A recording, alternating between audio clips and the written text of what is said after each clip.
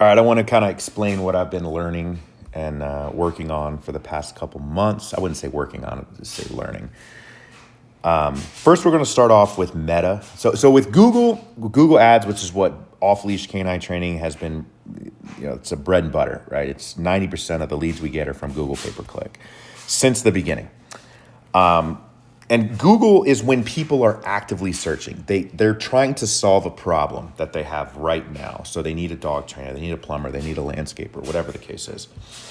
Now Meta is different. Meta is more towards brand awareness and getting them aware that we exist. How many times have I bought some shit on Facebook that I didn't even know existed and I didn't know I needed until I saw it and I clicked it. And then that's a whole nother conversation, is getting people to click with your hooks and graphics and all that stuff. But anyways, so Meta is a little different. And I haven't done Meta with Off Leash for quite some time. I just put it to the wayside. Well, I'm gonna change that this year. I'm gonna start working on Meta a little bit more.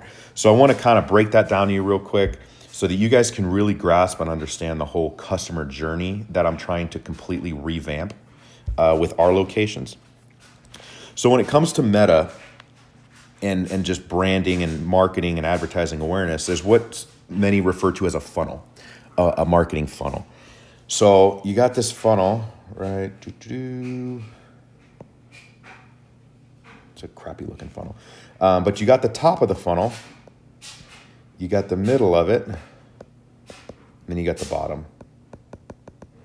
The top of funnel, you're trying to make people aware that you exist.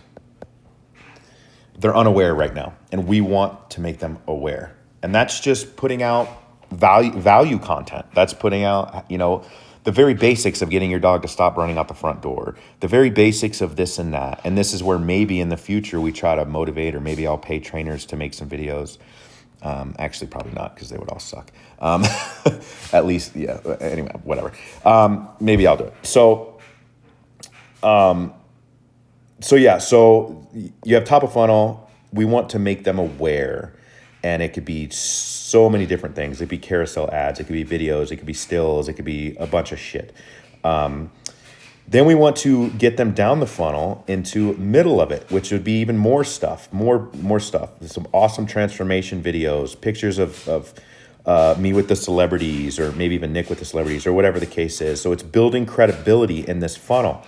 And then eventually we want bottom of funnel, which is where we ask them to do something. And that's referred to as direct response ads, having them click on a button, having them opt in, having them fill out a lead form, having them schedule a call. So think about it. You got a cold lead up here, ice cold, doesn't even know you exist. You get in front of them, now they're lukewarm. You get in front of them, now they're lukewarm. Now I go into Meta and I retarget everybody that has put eyeballs on this ad. I retarget them with this ad. Then I retarget those that watch the middle of funnel. I retarget them with bottom of funnel content, which would be click below to schedule a call, click below to get one step closer to having an amazingly well-trained dog, whatever the heck the ad and creative is. And they're retargeted here. So they're in this funnel, ice cold, lukewarm, warm, hot. They click on, boom, the learn more button or whatever. Now they land on the landing page. So now we're going to get into that. So landing page, I got to find out a better way to erase all this stuff. So what Off Leash has been doing since the beginning of inception of the company in 2012 or whatever, I came in around the beginning of 2014, April 1st actually, is let's cast a huge net and find as many people as possible, their grandma, their dead great-grandpa. Let's get as many people to opt in and give us their information as possible. Let's get as many leads as possible, whether they make $10 a year or $10 million a year. Let's get all their information, right? And we know how that's been working for us. That's how most businesses operate. High ticket should not be operating that way. Now, in my opinion, high ticket is subjective. in the dog training world, I would say we are high ticket. The only thing that might be above us would probably be security. So I say we're high ticket. So why aren't we treating it like a high ticket item? So that's the rabbit hole that I've been going down over the past couple months. So instead of the tactic and the strategies of let's cast this super wide net and get every single contact we possibly can, and now have the salespeople as busy as super busy and only closing a very small amount because all the leads suck, is I'm trying to change that. And I think that there's a better way. So let me explain that to you. So now what happens is they go through that funnel, or they go on Google pay-per-click and they're enticed and they click and they see the landing page. Now, the landing page and our website are two different things. You guys probably don't see the landing page. Our website is mariotadogtrainers.com, or all the websites that are on olk9trainers.com. A landing page, the point of a landing page is to get somebody to either opt in, give us their information, fill out a web lead form, and or schedule a call. Now, keep in mind that the least amount of friction that we add in this whole process, the easier it is for people to opt in. And that's been the theme of Off Leash since inception, was least amount of friction, get as many people to opt in as possible. There has been absolutely no pre-qualifying involved. And that's what I want to start to test and do this year with SoCal. So they land on that landing page, right? And the landing page is now optimized for pre-qualification. So you got the headline, you got the VSL, which is a video sales letter, and then you have the schedule a call and maybe some stuff down here. So they're gonna watch this video. Now, usually the landing page videos and Nick's are really short. They're like a minute, but all it's doing is saying, do you want to get this problem fixed? We're awesome. Click below and we'll contact you, which is fine, which is great, like depending on the product. But we've been kind of doing this same thing since 2012, and it gets us a good amount of leads, but they're all shitty leads. And people will sit there and say, oh, there's no such thing as a shitty lead. And as of right now, in this point in time, that's kind of Nick's mindset, is call the fucking leads. Call every single person. Call them back 8 million times. There's no shitty lead. You just need to do a better job at closing. No, I disagree with that. I 100% think that there's shitty leads, because if somebody is expecting to pay $100 for something and you tell them it's $5,000, that's a shitty lead. That is not a well-educated lead. That is not a lead with high intent to buy, at least not at the price that we have. So I'm really thinking outside the box and trying to change it. So in this video here, the video I created is over 7 minutes long. So it is a 7-minute long video. And I don't know at what minute mark, but let's say it's somewhere here is where I drop the price, right? So this is adding friction. They click on the video, they gotta watch, boom, they hear the price. Now I can actually track when they exit out of these videos. That's a whole nother conversation. But anyways, okay, they watch it. Okay, that seems fair for what they're offering. That's great. They definitely sound like they know what the fuck they're doing, blah, blah, blah. So now they click schedule a call. This is adding another layer of friction. Instead of just putting in their name and email and phone number, they're actually committing to a phone call. So they're going to click here to schedule a call. And now they're going to get, a calendar's going to pop up or whatever, and they're going to get on Manny's calendar and book a call. I'm going to require in this system that there's 72 hours, a 72-hour gap from the time that they click this button to the time that they get on the phone call with Manny, and there's a reason for that. So once they're done scheduling this, a confirmation page is going to pop up with multiple videos of me pretty much covering all of the stuff that we talk about in the sales calls. Where's my dog going to stay during his stay with you? Is the training guaranteed? How do you guys train? What's your methodologies? So I'm going to bring up the e-collar. I'm going to bring up the training guarantee. I'm going to bring up the training refreshers for life. I'm going to bring up all the things that we're used to hearing on these phone calls. So, confirmation pops up. Ideally, they watch these videos. Now, Let's say they don't watch the videos. That's fine, because I'm going to create an automation, a 3-day automation, 72 hours, where it emails them and it texts them on day 1. Email, text, maybe even a voicemail drop with me dropping into their voicemail or something. And it's going to be covering all of this stuff. I'm going to take the video and transcribe it into a newsletter where it's text. I'm probably going to take the video and create a slide deck, which is, it is what it sounds like. It's all text with graphics where they slide left and right. Because people learn differently. The old generation, 60, 70, 80-year-olds might not want to watch a YouTube video. Maybe they want to read an email. Maybe they want to listen to it.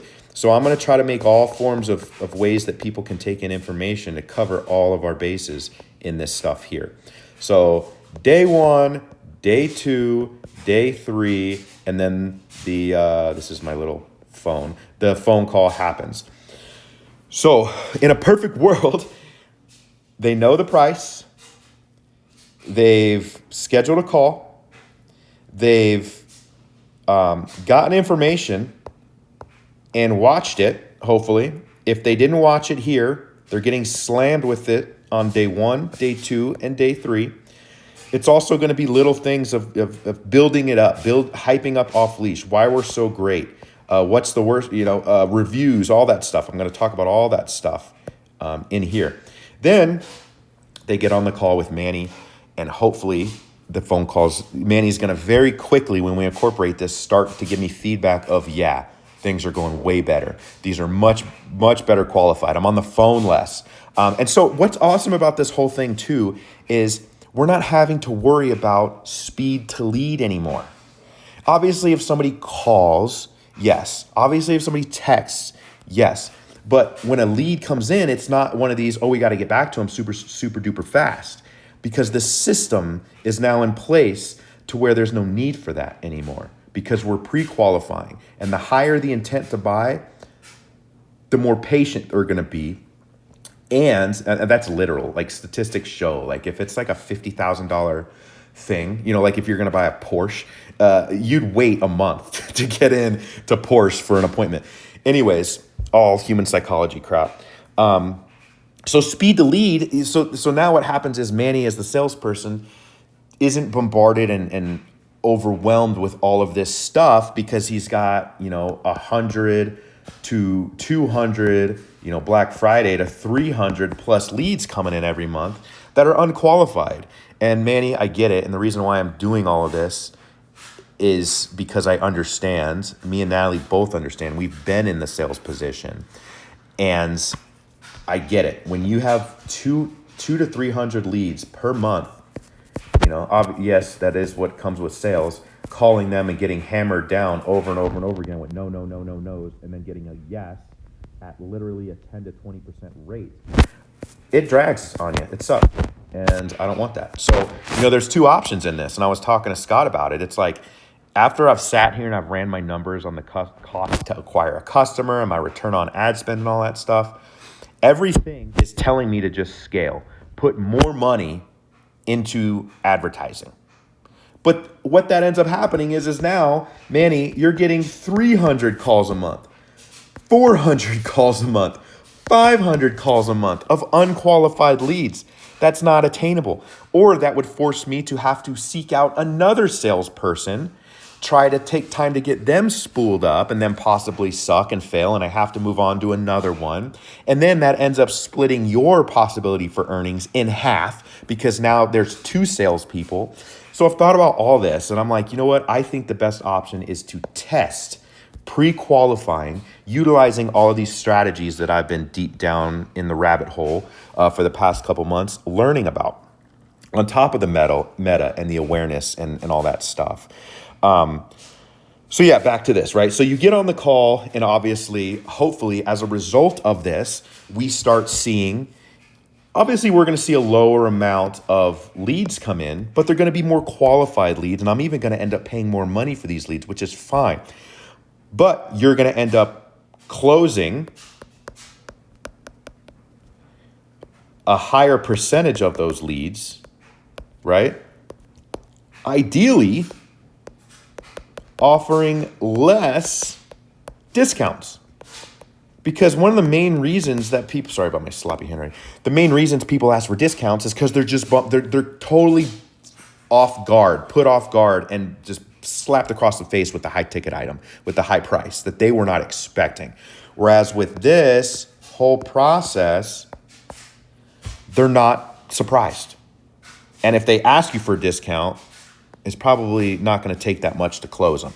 But then obviously, Manny, that's where you break out, skills in the sales world and try to handle that objection or asking for a discount or whatever the case is. And then obviously, whoever does not close on that call, in a perfect world, you lock in a commitment for a second call, and or they go into the go high level nurture sequence. Or actually, let's backtrack. Manny, you follow up with them day 1, day 2 for 7 days. Then they go into the go high level nurture sequence. So hopefully that gives you a good idea of what I have been learning in the past couple months and trying to dial in and work on. And for whatever reason, Nick and Scott both don't think that this is a good idea. They just think that for whatever, it's strange because they test everything else, but they're not willing to, open the box to this and see where this can take us. From everything that I've learned, all these different companies that offer quote unquote high ticket items and do this is hands down a much better approach. And one of many reasons that it's a much better approach is because what happens is, this is getting off on a totally different topic here, is we have what's called pixel conditioning. It's all the stuff that happens on the backside in the advertising world. So when somebody lands on the website, we can track everybody that clicks and schedules a call, right? They schedule that call right here. We can track that and send that data back to Meta and Google and say, hey, we like these people. Start finding more of these people. And over time, it just starts to compound. And our database and our algorithms in Google and Meta just start getting better and better and better and providing much better qualified leads. Because Meta and Google have over 50,000 touch points on everybody. They know the keystrokes. They know everything they look up every single day. They know all that stuff. And so all of these people that are willing to pay for a higher ticket item probably make a certain bracket of income, probably get Botox. Well, that's the gym stuff. I'm doing all of this in the gym world too. So my clientele in the gym world do Botox and all that stuff. But let's say all of them shop at a certain pet store. They know all of that. And so in time, the machine just starts getting better and better and better. So yeah, apples to apples, you take 1 month, next month of casting this huge wide net. And then you take the first month of us incorporating this. The only thing I'm going to see probably is an uptick in cost per click, an uptick in cost per lead, an uptick or a decrease in conversion rates. That's all probably the matrix to you guys. But those are all things that I've been learning. So anyways, I'll stop rambling. I hope that gives you guys a good idea of what I've been working on. I'm going to text this link to you guys. I'll have to upload it to YouTube. Let me know if you guys have any questions. Manny, both of you, I will let you know when the switch is going to be turned on. Natalie, it won't really affect you much, but Manny, it definitely will. And we're going to have to get on a phone call and talk because I think that your approach for sales is going to be a little bit different as we start doing this, because I think that you should really have a good Zoom background set up in your office or whatever, and we can talk about that later, because again, I think adding the option to do a Zoom call here is going to be probably a game changer, because statistics say that when you meet with somebody in person, your opportunity to close skyrockets. Next best thing would be Zoom. Okay, that's all I got, guys. Bye.